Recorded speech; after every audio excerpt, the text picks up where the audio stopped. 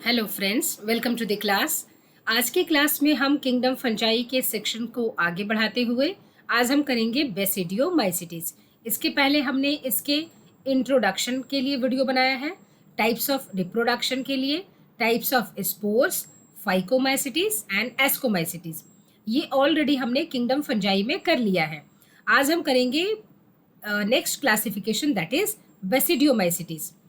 और अगर आप हमारे चैनल पर नए हैं तो प्लीज़ इस चैनल को सब्सक्राइब कर लें ताकि आने वाले नोटिफिकेशंस आपको सबसे पहले मिल सके। और अच्छा लगे तो लाइक करें, कमेंट ज़रूर करें कि आपको क्लासेस कैसी लगती हैं। तो यहाँ पर आपको पता होगा, जैसा कि चैनल का नाम है, यहाँ हम एनसीईआरटी की एक एक लाइन को डिस्कस करते हैं इन डिटेल। तो यहाँ पर अगर हम देखें इन बेसिडियोमाइसीटीज, टॉपिक को आगे बढ़ाते हैं। बेसिडियोमाइसीटीज में it is commonly known forms of basidiomycetes are mushrooms. जो मशरूम हम खाते हैं ना, वो मशरूम जो हैं वो एक तरह से वो बेसिडियोमाइसीटीज के कैटेगरी में आते हैं। इनके अलावा ब्रैकेट फंजाई और पफ बॉल्स ये भी आते हैं।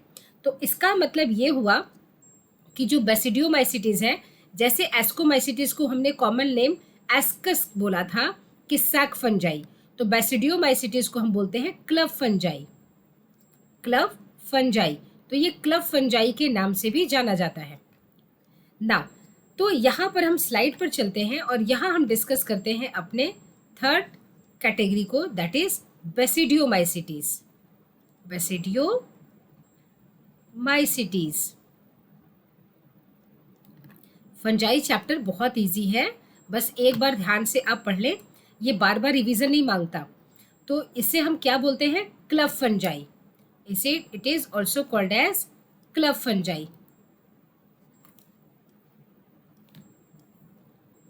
Club fungi. नाउ तो अगर क्लब फंजाई के नाम से आए तो आप किसे देंगे? बेसिडियोमाइसीटीज। अच्छा, अगर हम इसके हैबिटेट की बात करें, इसके हैबिटेट की बात करें तो हैबिटेट इसका कहाँ होगा? ये सैप्रोफाइट्स हैं, तो ये decaying organism, dead and decaying organism पर ग्रो करेंगे। So grows on dead and decaying, जो सड़ी गली चीजें होती हैं उनके ऊपर, dead and decaying organic matter, specially wood, specially जो लकड़ियां होती हैं उनके ऊपर। अच्छा, एक चीज़ और इनका है कि ये मोस्ट एडवांस्ड फॉर्म ऑफ माने जाते हैं फंजाई के। इनका जो स्ट्रक्चर होता है वो क्या है? ये होगा सेप्टेट एंड ब्रांच्ड। जब आपने हाइफा पढ़ा था तो आपने देखा था कि इसका जो स्ट्रक्चर है वो इस तरह से धागे जैसा, और नेटवर्क ऑफ इस थ्रेड को आपने क्या बोला था? माइसीलियम। तो अगर हम इसके एक धागे को देखें तो इसमें ये यूकैरियोटिक है तो न्यूक्लियस तो होगा ही। तो इसके एक न्यूक्लियस और दूसरे न्यूक्लियस के बीच में क्रॉस वाल्स हैं और इसको आप कहते हैं सेप्टा, और ऐसे फंगस को कहते हैं सेप्टेट फंजाई। और इनमें ब्रांचिंग भी देखने को मिलेगी आपको, इनमें आपको ब्रांचिंग भी देखने को मिलेगी, इसलिए बोला जाता है ब्रांच्ड। Very good. नाउ अब हम बात करते हैं रिप्रोडक्शन की। तो रिप्रोडक्शन अगर हम बात करें बेसिडियोमाइसीटीज में, तो यहाँ पर आपको वेजिटेटिव मोड ऑफ रिप्रोडक्शन देखने को मिलेगा, वेजिटेटिव मोड ऑफ रिप्रोडक्शन मिलेगा। और वेजिटेटिव में कौन सा मोड ऑफ रिप्रोडक्शन मिलेगा? बडिंग एंड फिशन बिल्कुल भी नहीं, सिर्फ और सिर्फ फ्रैगमेंटेशन। बडिंग एंड फिशन हमें मिल रहा था एस्कोमाइसीटीज के ईस्ट में।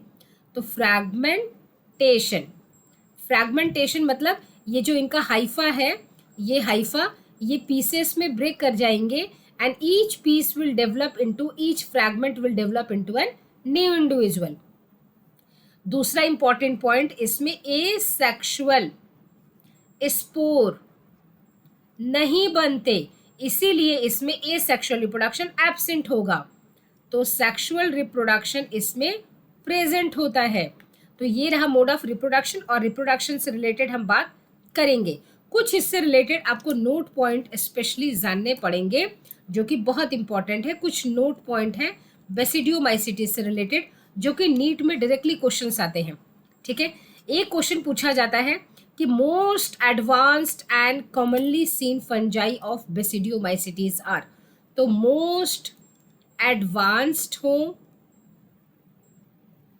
एंड कॉमनली सीन हो, यानी कि इजीली अवेलेबल है, बहुत आसानी से सभी लोग देख पा रहे हैं, ऐसे फंगस बेसिडियोमाइसिटीज से जो बिलोंग करते हैं वो है मशरूम। सभी लोग जानते हैं, चाहे वो गांव के हों या शहर के हो लोग हों, सभी जानते हैं मशरूम को। टोड स्टूल, टोड स्टूल ये एक पॉइजनस फंगस है।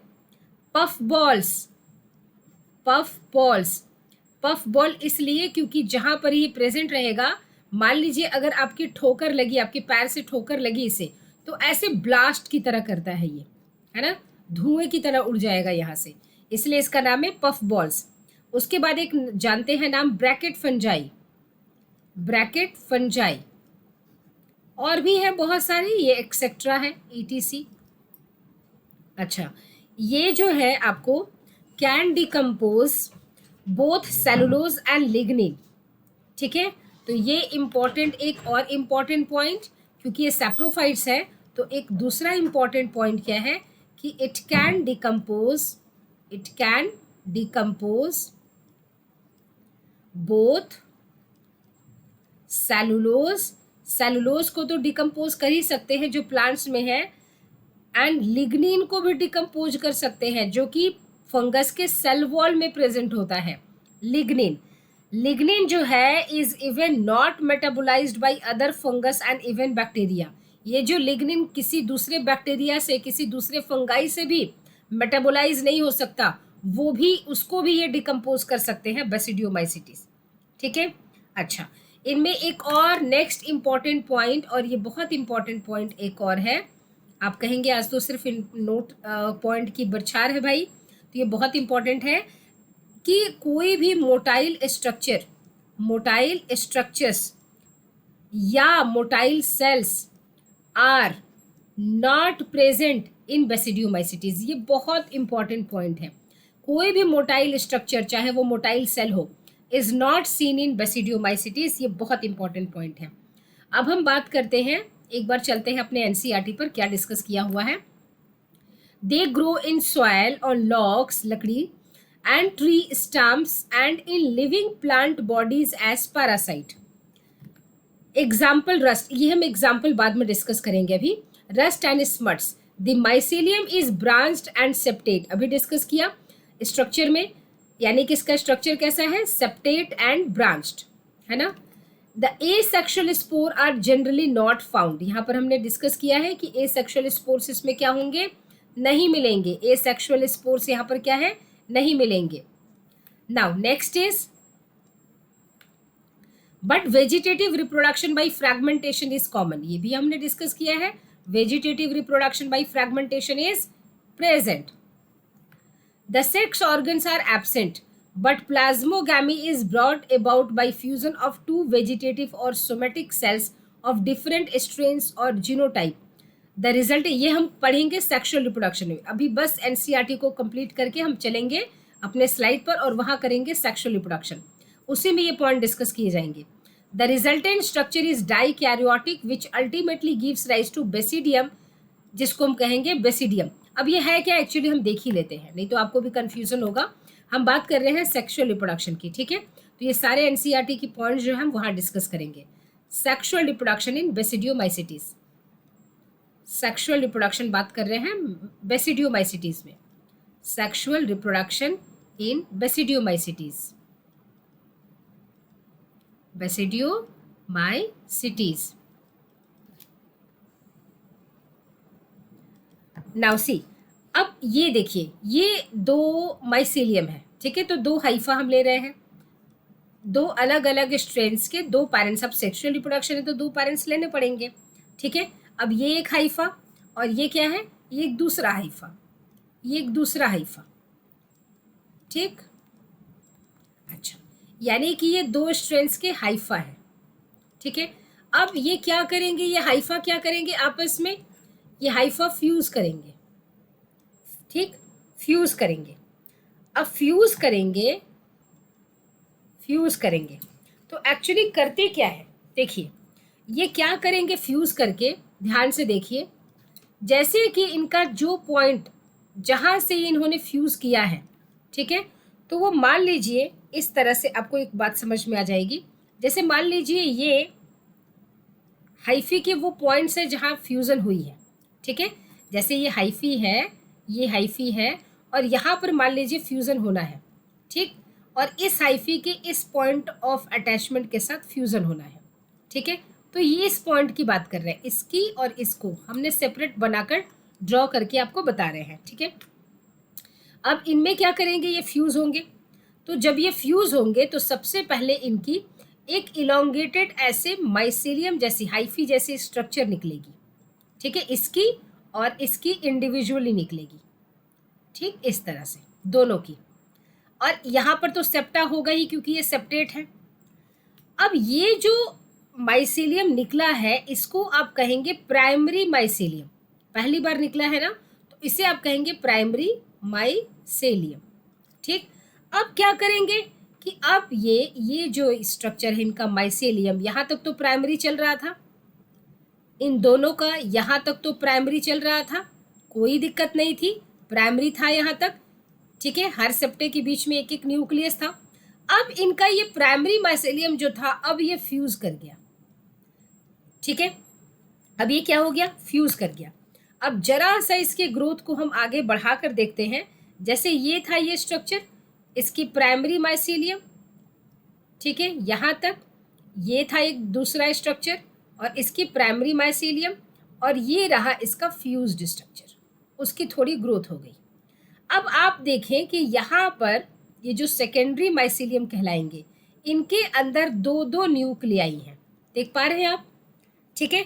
तो ये इतना हिस्सा जो है इनके पास एक एक न्यूक्लियाई है, एक सेप्टा के अंदर एक एक न्यूक्लियाई है।